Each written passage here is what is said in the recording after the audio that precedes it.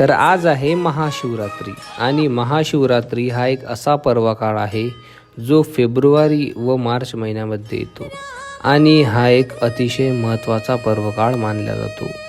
महाशिवरात्री म्हणजे काय, तर महाशिवरात्री म्हणजे हा एक असा पर्वकाळ असतो, अशी वेळ असते जी खूप महत्त्वाची मानल्या जाते अशा लोकांसाठी जे खूप आध्यात्मिक जीवनात प्रगती करणार आहेत, तसेच त्यांना भगवत प्राप्तीची इच्छा आहे अशा लोकांसाठी हा पर्वकाळ अतिशय म्हणजे खूप अतिशय महत्त्वाचा मानला जाते व तसेच संसारिक लोक पण या वेळेमध्ये पूजा अर्चना करून आध्यात्मिक जीवनात वळू शकतात।